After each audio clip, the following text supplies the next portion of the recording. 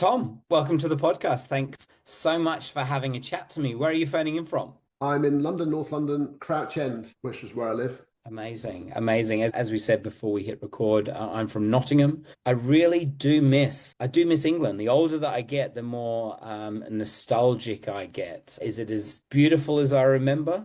I think so. I mean, I travel quite widely, and I must admit, whenever I come home to my bit of the world, I always feel like sort of privileged to live here, to be honest. So I do love it here. So yeah, I think it is a great place. So, despite lots of other factors, it's a great place. So come back one day. I definitely will. My whole family, well, my family from Bath, Nottingham, Bath, Derby, Nottingham Forest is my local team. They're having a wonderful run at the moment in the Premier League, which is lovely. They're doing pretty well. Tom, quite possibly the most important question for our conversation. What's your coffee order when I can finally nip over and buy you a coffee? I always go black Americano, just simple, nothing added. Has that coffee order changed over the years? It has, yeah. I used to be a ridiculous latte fan, and I realized I was drinking a sort of 2 pints of milk a day, and wasn't good for me. So I was thinking it had all sorts of it messed me up. So I thought, stop drinking. Why glugging all this milk? It's disgusting. So now I just drink pure black coffee, and it wakes me up. Fantastic. No nonsense, straight to the point. I love it. Tom, is there a book that you have read recently? It could be within your sphere of expertise, or it could be more broadly, that has caused you to stop and reconsider a few things in your life? Well, to be honest, I mean, the most recent book I've just read, which has nothing to do with education, is the book called John and Paul, a love story. It's like a love story by a guy called Ian Leslie, and it's about Paul McCartney and John Lennon. And it's just such a brilliant book. He basically goes through their whole life, and every chapter is hooked around a song. And then he describes the music so well, you just immediately want to play that song. And he's explaining like what they were thinking, and then Amazing. Over time you develop this relationship between them. So if you think you knew what the Beatles are about, and the John Lennon, Paul McCartney kind of caricatures, you read that book, you think, wow, no, you just didn't know that about them. And they were so creative in their mid-20s. You're thinking, they wrote that when they were 23 or 26. You're thinking, that's just insane. It's blew my mind, really.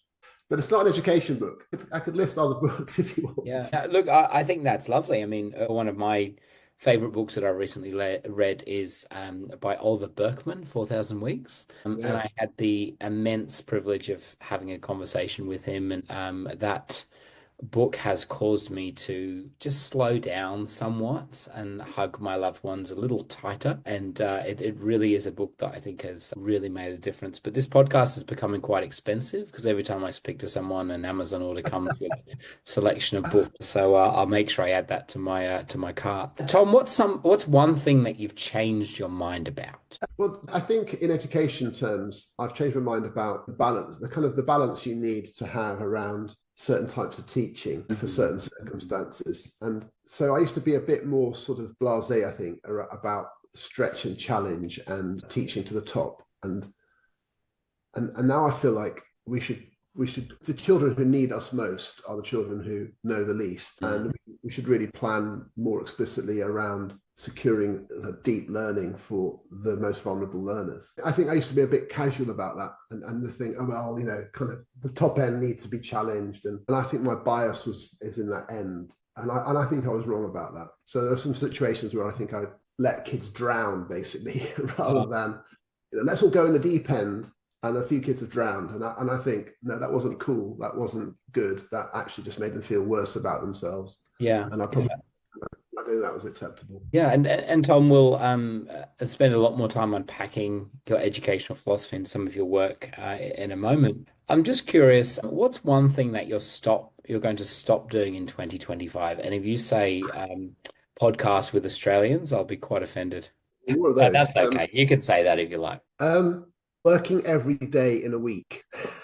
And I mean, I'm 60 this year, and I've worked a long time, and I feel like I went on a big sabbatical, which I did say a lot about on my social media. Well, I didn't actually. I stopped being on Twitter for 6 months, pretty much.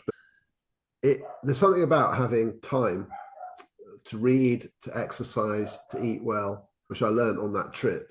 and I'm determined not to come back to work so much that I lose that. So my wife's the same. She's gone back to part-time to her job, and I feel like that is my commitment to myself, to have Yeah. time to balance. Do you think were you all consumed? And there's so many people that are, especially in education, so many people that are really committed to their work in a wonderful way. But in some way, did that lose balance slightly with yourself? Oh yeah, definitely. And there were times when I was a school leader, quite a long time ago now, actually, but I lost balance completely. I was, I think my family put up with me. So it is all consuming, I think at times I allowed it to be, which is wrong. So yeah, I do think, and even doing the work I've been doing recently, there have been some weeks where you sort of every single morning I'm up at 5 to get a train to like a distant place in the UK.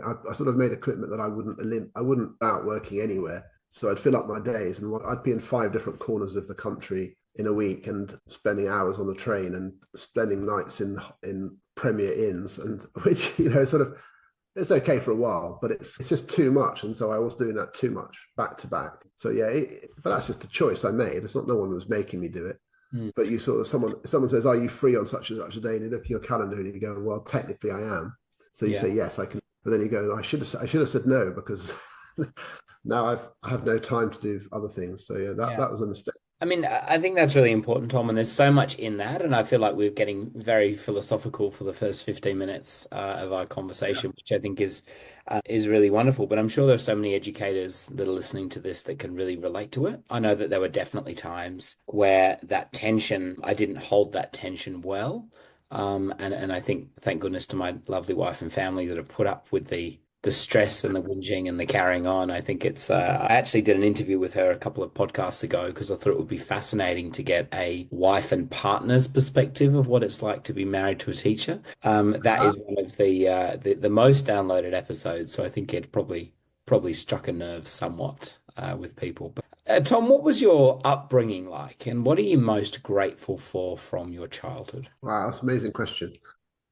Well, I had a I had a sort of complex of upbringing in some ways, partly because I grew up abroad. So in the first sort of 9 years of my life, I sort of traveling with my family. So I was born in Oxford. My brother was born in Kuwait, and my sister was born in Addis Ababa. Right. We lived in Ethiopia for 4 years. We lived in Iran for 2 years. We lived in Brazil for 2 years. And so when I was 9, I came home to England. We had been there for a few months in between, but so I felt like a kind of like a stranger in my own country, kind of thing.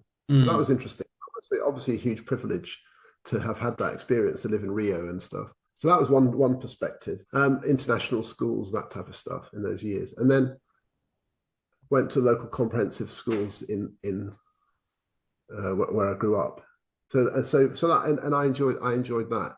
A couple of things happened to me. One of them was one was personal, one's educational. Educationally, I was moved up a year at school, which was kind of weird. So when I was 11, halfway through the year, they just said, I took a test, and they said they couldn't meet my needs or something. Me and another boy were put a whole year. We were accelerated a whole year. So and I stayed that way. So I mean, I was always a bit young. So I went to university when I was 17, and I finished university when I was 20. So I was Yeah. always young. I started my first teaching job when I was 21. I was young, young, young. So it's sort of like a year younger, but it always affects you a bit. Yeah. And sometimes in a good way. And the other thing that happened was my dad died when I was 12. So Gosh. my mum sort of had to, my brother and sister that raised the three of us sort of through our teenage years on her own. And that was hard. So it was like, that was quite a big thing. And yeah, so I think I'm most grateful was to her, really, because, she kind of got us through it. Wow. And Tom, what do you think that experience of seeing different cultures and being part of different education systems really taught you? Are there some sort of common things? And do you think that really kind of helped you to get where you are today in terms of consulting and traveling and working with different education systems? It's interesting. I feel like when you're in an international school environment like I was, it's a kind of a slightly privileged environment. You're sort of so I feel like I had this sense of doing well at school, and school being something I always enjoyed. So I always felt challenged by school. I've never hated school. I always felt school was great, and I enjoyed the learning. Amazing. But it's true to say, I was always like at the top of the class. class sort of thing. So Despite it's an being guest, yeah. yeah, like, well, yeah, despite being a youngster. So me and this other guy, we sort of, and this feeling of sort of succeeding and feeling it almost like it's got nothing to do with you. Like I used to say to myself, it doesn't feel effortful for me to succeed at school. I'm just lucky, and that's how I used to feel. So I've had to kind of think about that. Like obviously, I worked hard. You think you see all these other people struggling with stuff that you found easy, and think, well, Mm. that doesn't feel like it's got anything to do with me. It's just how lucky am I that I happen to find this easy, and Yeah, that right. is a weird feeling. You feel like it's an accident of your kind of existence that you schooled is easy. And I think that's an interesting perspective. Like, but of course, you learn that people can improve and to study in the sort of idea of a growth mindset. You have to then, when I found things hard, which I have done, I've had to sort of deal with that differently. Yeah. So I mean, those are some of my perspectives that which will give you a different perspective than I guess if you always near the bottom of the class and Mm. felt we hold that and that was reinforced to you day after day after day, that would Wow. change your attitude massively, wouldn't it? That's really interesting, and I don't have a similar story to yours, but I have always somewhat felt like a bit of an outsider. Like I haven't felt, I mean, even when I went to school in this tiny country town in the middle of nowhere, this place called Belper, which is in Derbyshire. We used to travel a fair bit, and so I never sort of felt like I fitted anywhere. And then even coming to Australia, like feeling like I'm blonde hair, blue eyed, everyone just assumes I was born here, but it's this weird, it's sort of given me a really interesting perspective to be able to peer into education systems, if that makes sense, as opposed to being sort of part of them, which is a really, really, really bizarre thing. But Tom, did you have a teacher that really made a difference in your life? And can you describe what their classroom was like? It's funny this thing about teachers. I've written about this in my Learning Rainforest book. That Yeah, none of my teachers were sort of. Well, I will mention one in a minute, but none of my teachers were the sort of like change my life type teachers. I didn't yeah, have them, but I just had. I would just say lots of really solidly good teachers, and they were fine, and they were interested in their subjects. But it was just like there was a kind of normalness about it. There wasn't like the standout sort of inspiring figure. But my favorite teacher was Mr. King, and I've written a whole blog about him. yeah. You have to picture Neil Tennant from the Pet Shop Boys. Love the Pet Shop Boys. Love them. So Neil Tennant in a smart, dapper suit, looked just like him, um, and sounded a bit like him. And he taught physics. So he was my physics teacher. And I did physics at university, just pure physics. And Mr. King, the reason I liked his lessons was because he just was very serious about it. He didn't try to jazz hands it, or he was just really sensible and serious and no nonsense. And he just made us get on with it. And I really respected that. I just thought, I loved the subject. The subject was interesting. He made it interesting. He gave us the opportunity to do all kinds of things. Like we had like a 3-week project where we could do whatever we wanted, and we had to try something out. And me and my friend made these motors and try to make them so they would power a generator, and the generator was connected to the motor like a sort of Yeah. perpetual motion. And it's never going to work, and we knew it wouldn't work, but we wanted to know why. So we wanted to find out at what point does it not work, and he just let us sort of test this thing out and that type of thing. But the main thing was it was like physics is interesting. I don't have to do anything except explain it to you, and physics will be interesting to you. And he was kind and nice and friendly and all of those other things as well. But he was my favorite teacher. I used to look forward to his lessons because I just thought I'm really going to learn some stuff here. And he felt like, oh, in Mr. King's class, it's cool because we get to learn physics and it's so proper, So that to me was what makes a great teacher. And so it wasn't to do with like some sort of other bonding through some other relationships or anything. It was just through the subject. And Yeah. I that was a good sort of message. You know, Tom, what's really interesting after 200 or so conversations with really amazing people, whenever I ask that question, nobody talks about content. I've never had a single person talk about content. People tend to focus on the experience in the class and how that teacher made them feel. And I really love that. And I can relate to that. I had a conversation with that teacher that made a difference in my life, Mrs. Jones, and she taught me in the year that I'm currently teaching in my school. And there's a bit of data in there. There's probably a bit of fractions, probably a few narratives, but I don't remember a single thing this woman taught me. I just remember what it felt like to be in her class. And it's really lovely to hear your story about your teacher, about it just being fun. And he was just really serious about his subject. Do you think there's something in that, Tom, about what great teachers do? Definitely. I mean, Absolutely. In fact, I could think of the opposite. I mean, when I was at school, the only time my mum still talks about this sometimes, like an awkward parents' evening she had with one of the teachers because he said I was sort of disrespectful and stuff in the lessons. But the truth is that I didn't think he was a very good maths teacher, and he was always making mistakes, and he didn't listen to people when they corrected him, and he was defensive about it. And I didn't respect him because he didn't teach us maths very well. He was a nice enough man. He was a perfectly nice man, but it was annoying to me as a sort of slightly obnoxious teenager that he wasn't on it with the maths. I was thinking, like, come on, this is our lessons. You should be better than that. And I didn't give him the time of day for that, which is, you could say bad. Another teacher who, again, on a personal level, I don't really, she was a bit of a funny fish. She taught us English for a long time. She's a quite strange teacher, but I love me and my friend who I'm going to be seeing next week. We're both 59 now. We still talk about our English lessons. We talk about how we studied Henry IV, Part 1, and this science fiction omnibus, which was, the teacher made the mistake of thinking we had to study all the stories in this collection for the exam. But then halfway through the year, she said, I've made a mistake. We only have to do 10 of them. But we'd already read most of them. So, which was great because we read all these science fiction stories, which we loved. And so we talk about the lessons because of the material in them, not because she was like a great inspiring figure, but she led us through an inspiring curriculum. And I think it's weird to underplay that, I think. So that's I guess that is a typical pattern in my school, that the subjects were way more interesting to me than the teachers. Yeah, I was having a conversation with a year 3 class today. I have the privilege of supervising year 3 and year 4 in my school, and I'm not on class. I'm what we call a multi-class assistant principal. So I'm responsible for a number of classes, and I go in and do the teacher's release from face to face. So this term, my subject is science. And I said to my kid, last time it was geography, time before it was history. And I said to these students, I said, my job this term is to make science, is for you to love science more than any other subject.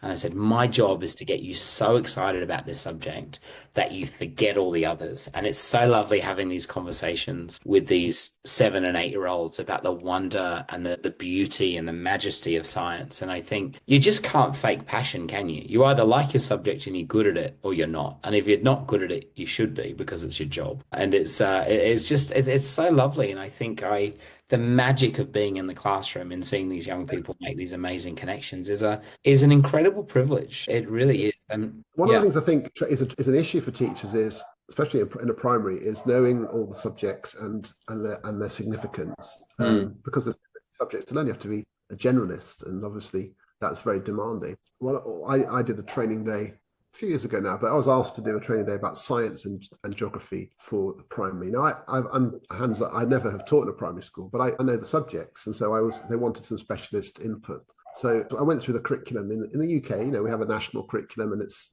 kind of, you have to teach it. And these people were saying to me, how do you make it interesting, the science? I was just like, oh my God, rocks, I have to teach about rocks. I was saying, look, rocks are the most interesting thing. I like rocks. Look at those layers of rocks, and there's fossils in them. That's how we know how old the Earth is and how evolution started. And it unlocks the whole understanding of dinosaurs. Every primary kid in the world has seen a dinosaur. If you don't unlock the story of dinosaurs for them, like, they're not magic. They're just we have to understand they're really old and they died and they were fossilized, and evolution unless you understand about the rocks as a sort of time marker for the ancient, way before humans ever evolved. It's kind of magical to say that this is how old the Earth is, and we've evolved because we've had time to evolve.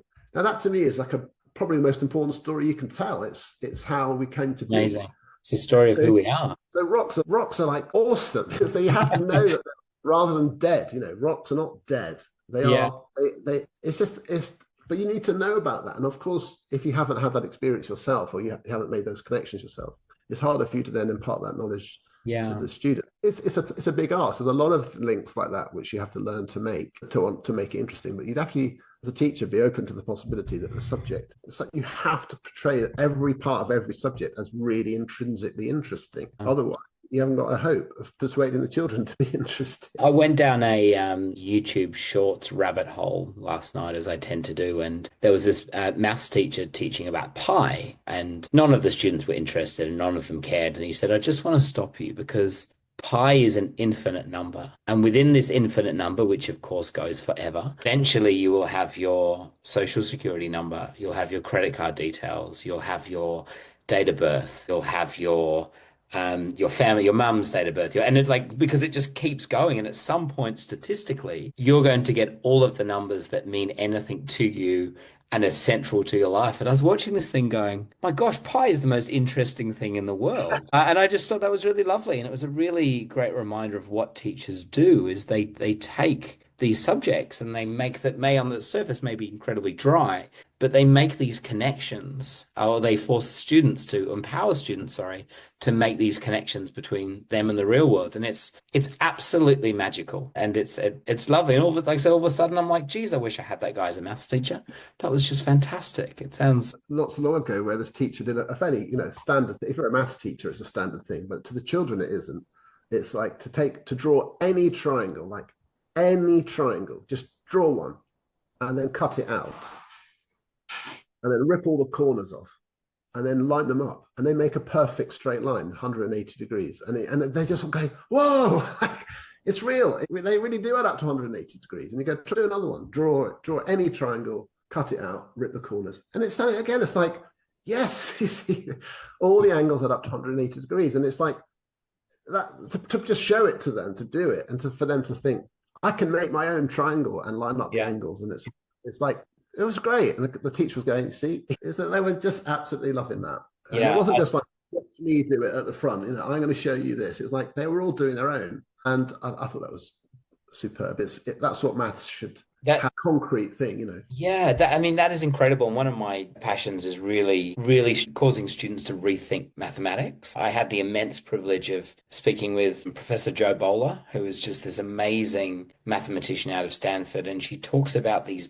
big ideas in maths. And I just remember and so for example, she has this lesson where you write these different mathematical concepts. So you might write area, data, space, 2D shapes, and students get masking tape and they work out connections between these two seemingly unconnected mathematical concepts. And so it's this really fascinating concept because maths is just, I think, the most beautiful subject. And I could go on a rabbit hole for hours about the wonder and the beauty of mathematics. So we don't bore our audience, I would love to ask you, Tom, you write extensively, or you have written a book, sorry, on Rosenshine's principle. Why are these so important for teachers? Why does this matter? And why was it so important that you decided to dedicate a whole book to it? Well, it's an interesting thing. I mean, I'll just answer the second part first. I wrote a book to it, and it has, when you say a whole book, it sounds huge. It's the shortest education.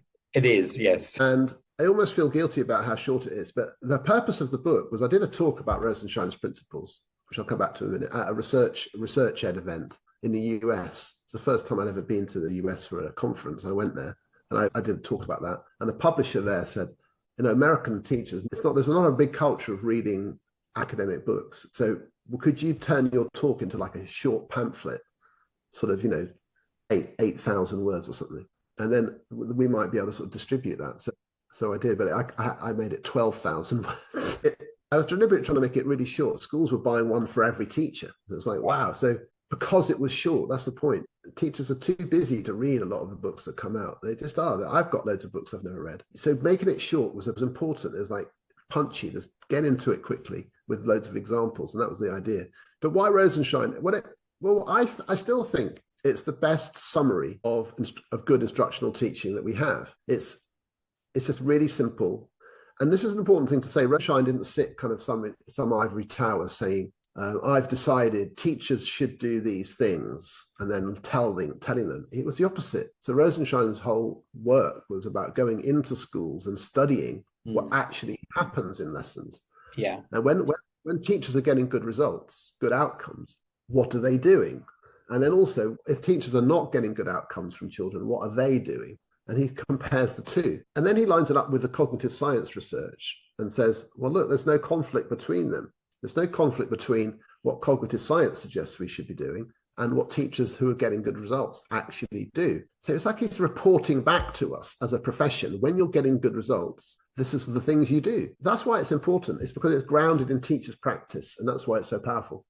So the things are very straightforward things on the surface, but they are very much based around this idea that you scaffold learning for success and a high success rate. And when children are succeeding with help, you gradually withdraw the support so that they can then do it more by themselves, rather than saying struggle your way to success or find out your way to success. It's a bit like the analogy would be, say, riding a bike with stabilizers. The Rosenshine analogy would be that you show kids how to ride a bike, you model it to them so they know what it looks like.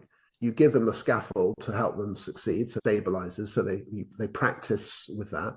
And then they're getting a success of various things. They're feeling good about their learning. And then when they're ready, you say, let's see if we can practice it without the stabilizers. And you take the stabilizers off and see how they get on. Rather than saying, there's a bike, figure it out and good luck. Which is going to have a lot of grazed knees and a lot of people thinking I'm not good at riding a bike and failing. And failure is not a good platform for success, despite a lot of stuff that people say. But obviously in the classroom, the real world classroom context, one of the main Rosenshine things is that you explain things in small steps and get children to practice them in a small way and assimilate them into their own schema, step by step, always with a high success rate. And part of that is checking their understanding when it's a verbal thing, lots of interaction. So Rosenshine, I think, is really important because he describes a really powerful, successful instructional process, which is highly interactive and very close to what the children can do at any time. So you're adapting constantly to push them or support them. And he's very big on this whole thing of adapting and responding in real time. So that's why I'm a big fan of it, but it's not like, in a way, it's just a really good list. So you could have any number of lists. You and I could probably sit down here and write down our list of techniques, of things that really matter, and it would be a decent list. So in some ways, it's no more than that. It's just a really good one. And because it's based on some classroom research, it's got some weight behind it. Yeah, it's really interesting. There was so much, I know in Australia, and I'm assuming the same in the UK, there's so much noise around what good practice is. And I feel like there are so many new things that come in, and it's like a bit of a tidal wave, to be honest, sometimes. But what are there, if any, are there any misconceptions about evidence-informed teaching? What are some of the conceptions that you would like to maybe challenge somewhat based on Rosenshine's principles? I think one of them is that instructional teaching is lecturing, one-way traffic, chalk and talk, that it's all about that side of it. Another one is that it's sort of, some teachers will say, you read the stuff, teaching isn't all about techniques, it's all about relationships. And you just think, well, of course it's about, you have to have a good learning relationship with a class, but you can't just go into a class and vibe it with the kids and have a good relationship. That Rosenshine is saying, use your relationships essentially to do these sensible things like ask lots of questions, check for understanding, get them to practice reviewing material. Another misconception that I think Rosenshine addresses is this thing of discovery being a positive thing. Like he says, no, it's not. Compared to if you want to make sure every child learns, rather than some children can find stuff out for themselves. Like that thing about the angles, what I mentioned earlier. When the teacher wasn't doing it, he was saying, see what happens when you cut out the angles. And they're all going, it makes a straight line. He wasn't saying that. He'd shown them already. So they knew they were proving something he'd already told them to verify it, which is consolidatory. So it was consolidating something they'd already been taught. And that to me is much better. That's deepening the schema. Wow. Because there's no risk that a child in the room, or less risk that a child in the room wouldn't work it out. Like, you can't risk that. You can't risk that they don't find the answer. You've got to. So, of course, at some point, you do have to make big conceptual leaps and allow children to think for themselves. But you build on a secure platform. So I think Rosenshine is fantastic for this idea of, if you've got new learners learning something new, make sure they are succeeding as a platform. And when they're ready, only when they're ready, let them be more independent. So I think that's important. Some teachers think it's spoon feeding. I have that discussion with teachers. But isn't that just spoon feeding them? You're just telling them the answer. And you think, no, I'm not telling them the answer. I'm teaching them the answer. I'm teaching them how to do it. I'm showing them how to be successful. And I'm telling them knowledge they don't have. And now they have that knowledge, they can use it. Wow. It's that way round. So anyway, that to me is what Rosenshine is really good for. Another one, I could go on about this, but is that people say things like, a couple of things people say, it's nothing new, as if that's like a challenge. What's all this fuss about Rosen? What's all this fuss about Rosenshine? It's nothing new. And you think, of course it's not. He's describing what teachers do when they're doing a good job. Why would that be new? It's the same now as it was 50 years ago. Yeah. It's reviewing, checking for understanding, modeling and scaffolding, guiding practice. These are sensible, timeless ideas. And wouldn't it be annoying if we were telling you this is new, the new Rosenshine principles? Of course it's not new. So that's one thing. The second one is there's more to teaching than Rosenshine. Well, of course there is more to teaching than Rosenshine. Like Rosenshine talks about instructional teaching, but he doesn't talk about reading. He doesn't talk about creative projects. He doesn't talk about extended independent learning and doing the occasional self-study project, or he doesn't talk about collaborative learning. He doesn't talk about student agency and getting them to present things to the class, that sort of thing. So it's quite a few things he doesn't mention. So he doesn't even try to say this is a universal description of all things to do with teaching. But sometimes people criticize it because it isn't. And that to me is weird. Sort of, it's not trying to be more than it is. It's just saying that when you're in the mode of instructing, which most at some point, in every single context, at some stage you do instructional teaching. It's a good sort of set of principles to think about. So I feel it's universal to every teacher, actually. I think every single teacher would benefit from knowing what Rosenshine's principles are and using them. But of course, they'll be doing other things as well, especially if they teach something like drama or something. You know, there are different things you need to do in a creative subject. Anyway, so even Rosenshine himself has said his principles apply more extensively to a knowledge-rich curriculum and knowledge where you have to demonstrate things more directly. That's you have to filter things. I mean, I'll make sure, Tom, that I put a link to in the show notes to that book and any research from Rosenshine, because it is really interesting, and I feel like I'm a completely different teacher and school leader than I was last year. And I love that. I absolutely love that. I think there are things that are tried and tested that just work, but I think it's as we're changing all the time and making sure that our practice is up to date, then I think it's very easy to become stale. And I love that, like you're saying with Rosenshine, it is nothing new, but I also don't know why we're striving for that new thing. Like if it works, it works. Yeah. It's really interesting. Sorry. Yeah, but it's also, people worry that, and to be honest, there have been some school leaders who've kind of made a mess of it because they sort of see 10 things and they just think, oh, cool, that's like our framework. Let's go and look at those 10 things in a lesson. And sometimes I have literally read these which say, you know, the lesson, like you're trying to fit all of Rosenshine's principles into one lesson. And nobody says that, you know, it's sort of, and also the form of it. So one of the distortions which has happened, and which kind of saddens me when you read this, or when I've seen it in some schools, is where like the first principle he says is daily review. Start a lesson with a review of prior learning. It's not a law, it's just a guidance. It's like typically, remember he's reporting what he observes. Typically, effective teachers begin a lesson with a review of prior learning. Essentially, that's the status of that claim because he's observed it and tested it and stuff. But it doesn't say how to test it. In fact, he lists various things you might do. You might write down a list of the things you remember from yesterday.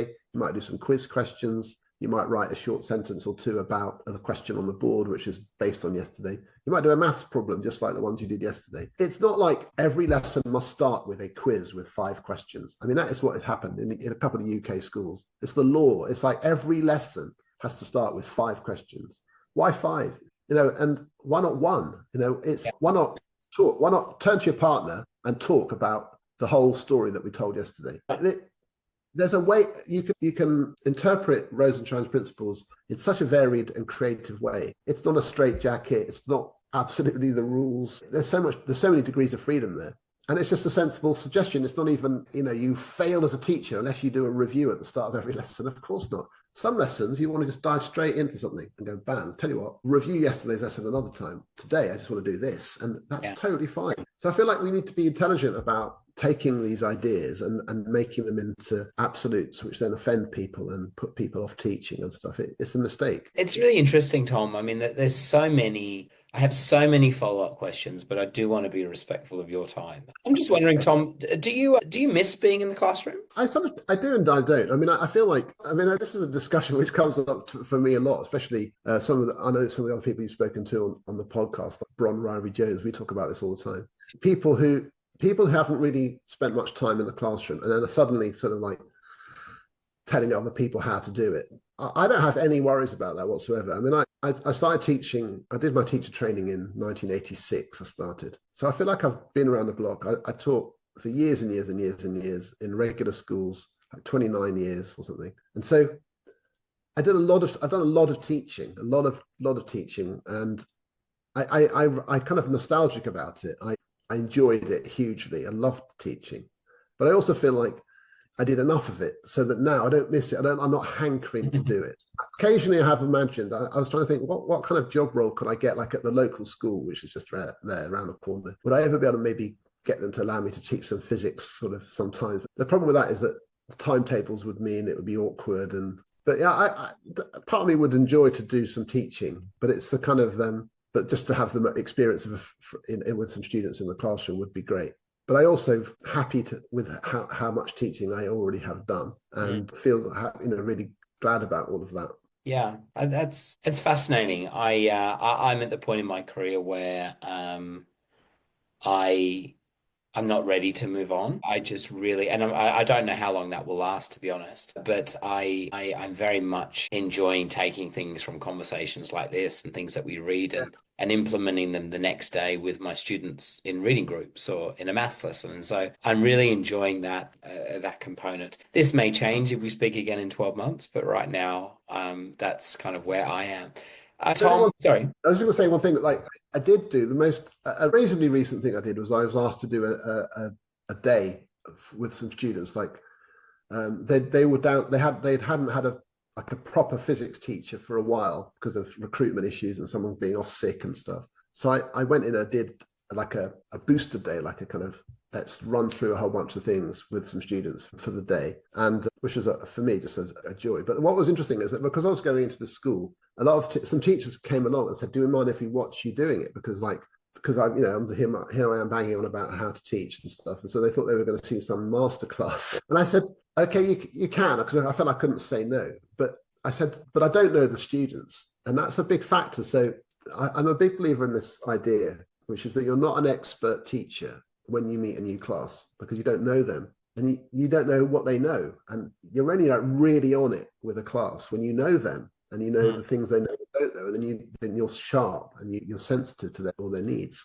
So, but at least I had to run through all my techniques, so I had to sort of like do maximum engagement with the students to find out the stuff they could do, and that isn't the same as like a full-on teaching experience, like doing a one-off day with some students who are just sitting there, not like they're kind of anonymous to you. So there's this thing of just going through the physics, which is kind of interesting at one level. But the teaching is about their learning, not your input. Yeah. So I had to say that, don't expect fireworks. I'll be doing some routine things to find out what they know and getting them to talk. And I was trying to do the techniques as well as I could. But I wasn't able to be totally precise about the questioning and pushing back because everything was about finding out. Like it's very interesting, sort of, it's part of a lesson sequence that you're finding out more from them than they almost finding out from you because you're having to establish the platform of what they can do. So anyway, that was interesting. But it was, a one-off day when you don't know the class is not a masterclass. It can't be. It's not like you can't model the depth of interaction you have compared to a teacher who's taught their students. That's a really interesting sort of tweak, I think, like the whole idea that you're not an expert teacher because of what you know and the content that you know. You're an expert teacher. Your expertise in teaching is measured by how well the students are learning. And I think that's a really important distinction there. Tom, it will be amiss of me not to ask in the limited time we have. Like I said, I do want to be respectful of your time. What inspired you to create Teaching WalkThrus, and how do you see it transforming professional development in schools? Well, the original idea for WalkThrus came from Oliver Caviglioli, who is my co-author, and we met in the summer of 2019. And at that point, the Rosenshine book had just come out, and he said to me, "Look, isn't it brilliant in our community? Like we were at a festival, education festival, and he was saying there's all these ideas, but the problem is they're kind of like said and gone. Like there's a blog that goes by, there's a book which some people will read, but some people won't. We should try to capture them." And he had this idea based on an old 50s book called Fred the Gardener, which had these 5 steps. And he was saying, let's make a visual guide to all the best techniques so that we don't lose them. And that was his main initiative. Let's codify them. And we didn't know how many steps it would be.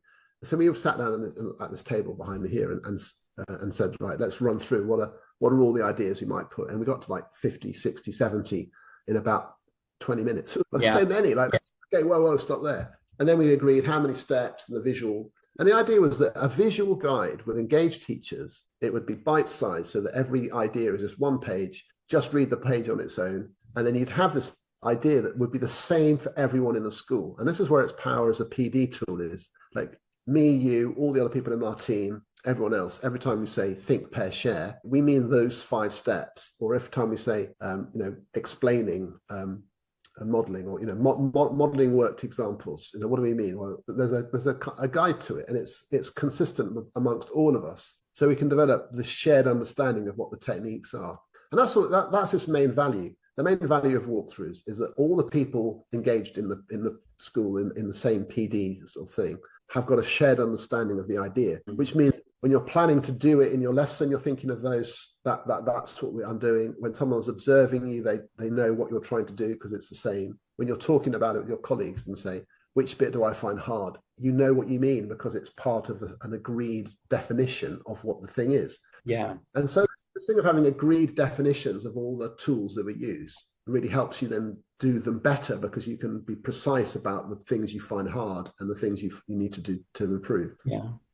And that's what it is. And the visual aspect of it gives you this sort of mental processing moment where you say, that's me. Okay, what do I do? And I'll put myself into my own classroom. The pictures are all generic. There's no tables or chairs. The age of the children in them is ambiguous. We're sort of saying, and what we've been really chuffed by actually over the last 6 years is that we have people using our book in even higher education. Someone emailed me yesterday to say, I've now go to work in a university and I'm finding the book useful. But we have people in early years teaching nursery and reception classes using the same tool. So that's proven to be a success. Yeah, so I could go on about that for ages, but that's the main concept, that the breaking ideas down into steps, which are the same for everyone, helps you talk.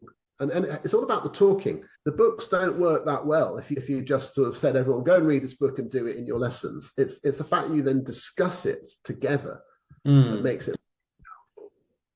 I absolutely love it. Like I love that it's aesthetically pleasing, which sounds quite for me, that's just so important, because I've read so many professional learning textbooks that are just dry and I don't actually know what to do with them. And so it's really wonderful to see, like you said, these consistent steps about what works really well in a classroom. And I love it. It sits in my office, and I can't tell you the amount of times that I have referred to it or referenced it in my in my teaching and learning, but also in the work that I do with other teachers. It's hugely important. What advice would you give for educators on how to use this book? Because you have got 64 pages of educational goodness. So how would you advise teachers to pick this book up? Do you start at the beginning and work your way through? What's the best approach in your experience to using this? I think the section called the why section, which has some of the research, I would read that, flick through those few pages, because they're sort of opening your eyes to books you may not have read, like Dan Whittingham's Why Don't Students Like School? You might go and read that whole book, but you could start off by reading that, or you could read about Shimamura or Ron Berger. There are various people in the why section where you just think, okay, what does that person say? And it summarizes them in 5 steps. But then in terms of the techniques themselves, the approach we would say is to do what we call the problem solution, solve the learning problems is what we call it. So what issues do you have in your teaching from your judgment that you want to work on? And it could be behavior and relationships. So you then look at the behavior and relationships and look to see which of those techniques sound like they might address the issue I've got. And it could be to do with establishing expectations or relationships or running the room in some way. So then select a technique which solves a problem, and just get into that and then think, okay, what do I do? Do I do that step? Do I do that step? So use it as a self-reflection tool and a planning tool for how to improve. It might be, people talk about questioning. So what do we mean? So there's a whole section on questioning. You say, well, what questioning techniques do I need? And it could be as simple as the most standard part of questioning is cold calling, the idea that the children are selected by you. And then you look at that and think, is that my understanding of cold calling? What does the first thing say? Okay, maybe I should start doing that instead. And it gives you a kind of way in. Yeah, so I definitely wouldn't read it cover to cover. You don't need to. You just dip in for the bits that you feel are Mm. useful. And there's another level of just flicking, which Oliver's fantastic at designing books. So the whole book is structured so that you can flick through it. And there is a kind of overview sense that you can have, just to get what's the sense of what's in it. So we would encourage people to just sort of like, okay, what's in it? What have we got? And sort of like browse it at a very casual level so that you get an overview of what's there. And then you just say, okay, let me just focus on this one and read Mm. one. So definitely, and definitely this has been borne out in our experience working with schools on this over the last few years, is that it's much better to try to develop 1, 2, 3 techniques to the point of real fluency, Mm. than it is to superficially attempt or think about 10, 15 ideas, and sometimes people have tried that. They do like one a week or something, or one every fortnight in their school. You're thinking, no, one a fortnight. It's too It's not much. like that. Too many things. Yeah. No, I even love it. I love the fact I'm such a kindergarten teacher, but I love the fact that it's just small and you can pick it up. And so I've Mm. been carrying this book around with me for weeks and just flicking through it. For example, I've been really focusing on retrieval practice and Yeah. really clear examples of what that looks like.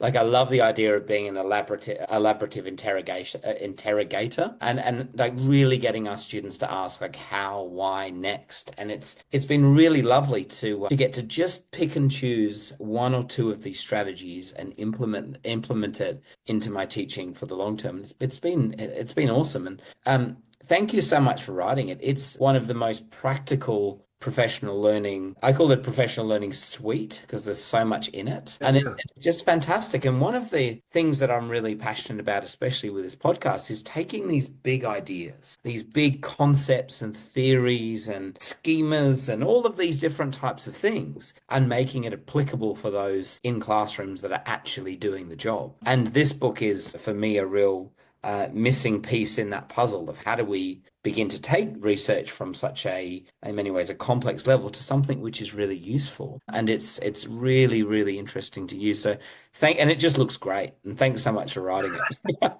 I mean, it's No, important. It is important. it just says, why should teachers have sort of shoddy resources? The Exactly. boring pages of text. Like some books, which are good when you get into the content, but sometimes you look at them and think, give me a break. Like I haven't got time for this. Like just what's the thing? Like I need it short. I can read it if I want to, but make it visually engaging, make it feel slick and professional and Yeah.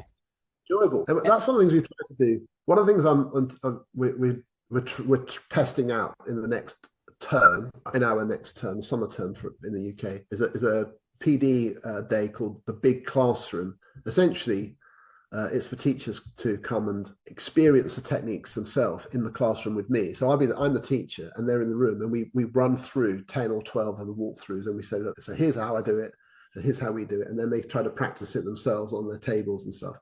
And it's all very practical, and it's just Mhm. really about adapting it and thinking about it for yourself and running through the steps. But it has to be fun. So we're trying to design the day so the whole day is very interactive, but Yeah. also amusing. Some of the examples we use, so you have to have fun with it because PD shouldn't feel No. it's it should feel like motivating. You have to feel like, yeah, this is cool. I'm going to do that with my class. I'm going to do that Yeah. with my kids. And I feel like that's one of the things we try to do with the training is say, show people how great it is when all the children are doing something, when all the children are thinking. And that's one of the hardest things in a school is in a teacher's work is to get every child involved. So and sometimes it's very small. Like just recently, I was in a school in a primary school. I was taking a year 3 class. Was it year 3, year 2?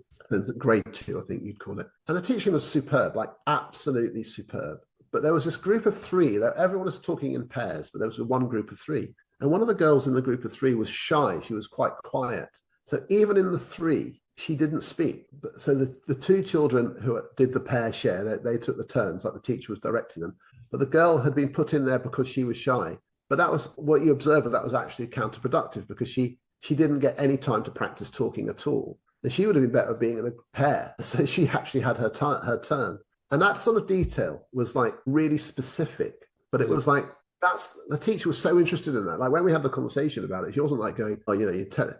That's such a good lesson and you're picking me up on that. It wasn't that. She was saying, oh, it's so interesting. Like, yeah, I didn't think of it that way. Like, being in a three made it worse for her, not better. And I was thinking the opposite, like she'd have social support or something, but the other kids just dominated. And she just was saying, I'm going to do this. And you have to make it so it's a light touch and interesting, not like you've done it wrong. It's like, isn't it interesting that even although the lesson was epic, like it was just brilliant that the talking. One kid's experience wasn't quite the same as everyone else's. And I noticed that because I didn't have anything else to think about. And in the walkthroughs sort of thing about making sure people are paired up, you've got to say, well, who's paired with who and what's the best pairing?